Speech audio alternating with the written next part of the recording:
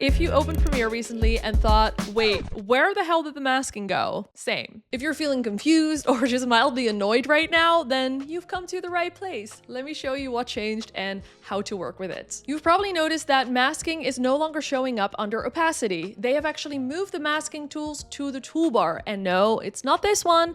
I know it looks basically identical. It is this one. And if we click and hold, we can see the usual tools. We have object mask, we have ellipse, rectangle, and the pen mask tool. To create a mask, let's select the ellipse, and this is where things get weird, because how do we create a mask? This one genuinely did my head in when I used this for the first time. Why can things just be easy? Well, this little guy right here is our problem. As long as you have the transform button enabled, you will not be able to create a mask. And by disabling it, we can now create our mask. Now, pro tip, if you want to create the perfect circle or the perfect square, hold Shift as you are creating your mask. You're welcome. Not gonna lie, I don't love this because it takes an extra click, or actually an undo and an extra click, but stick with me because the payoff will be worth it. Now, after we've created our mask, it is doing absolutely nothing. And here's why. It is currently under the unassigned masks right here. And since it's unassigned, it can't do anything. And this means that we still have to connect it to an effect.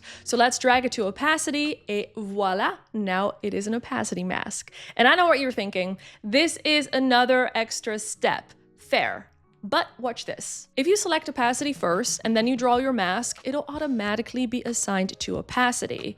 This works for any effect, by the way. Select the effect first and then draw your mask. And alternatively, you can create an opacity mask by right-clicking on the mask and then clicking on Change to Opacity Mask. Good news, the mask controls, they still work the same. We can still reshape the mask by dragging the edges, and if we click on the mask in the effects panel, we get the extra controls like the Bezier handles that we're used to. If we hit P on our keyboard, we can add additional points or tweak the shapes like we're used to. To change any of the points of a curve or a Bezier curve, you can hold Alt or Option. Alt or Option. Until you see the cursor change to this, and then you can create your curve. All right, we've got our mask. It is assigned to opacity. Let's track it. What we used to do is we would create a path keyframe, and then we move a few frames forward, we adjust the mask, and Premiere would automatically create the next keyframe. But now it is, again, doing absolutely fucking nothing. But you know what? No biggie. Let's just click on the keyframe button to create one ourselves. Why isn't it moving? This confused me way more than it should have, but watch this. The solution is right here under the program monitor. Right now, we have our clip selected. And in order to animate or keyframe our mask, we need to enable frame. If we move around the mask now, it'll actually animate.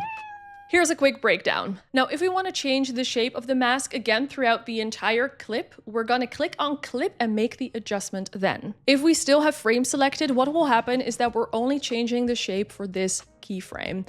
If we play through this clip, you'll see that right here, it'll revert to its original shape. If you need, feel free to write this down on a little post-it note and put it on your monitor as a little reminder. I've done that as well.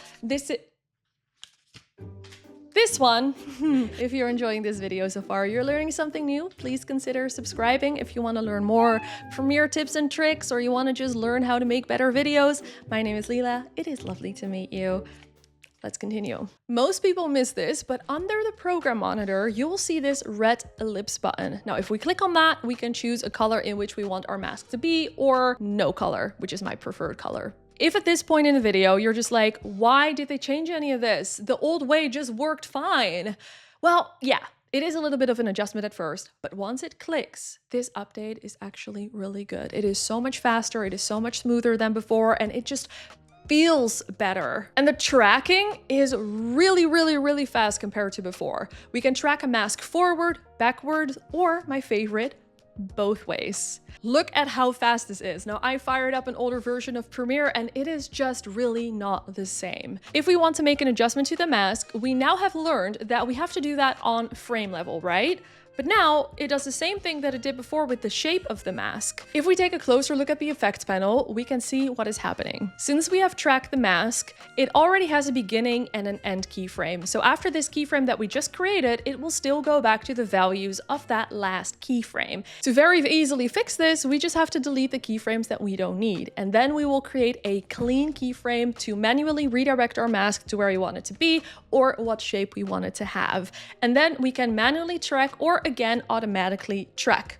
Done. Confession time. I did save the best for last. Object masking. Why is that so hard to say? This is honestly why this whole update is so worth it. Now make sure that the transform button is still disabled and now hover over your footage in the program monitor. And look at that. Premiere is now automatically detecting objects in that frame. Let's click on one of those objects or subjects because we don't objectify people here. And then we create a mask and then click on the forward and backwards button to track the motion automatically. Boom! Fucking incredible. Tracking is ridiculously accurate and fast now, and it is way smoother than before. And now that we have a perfectly tracked object mask, you're going to want to see what we can actually do with this. So click on this video because this is where things will get really fun. You.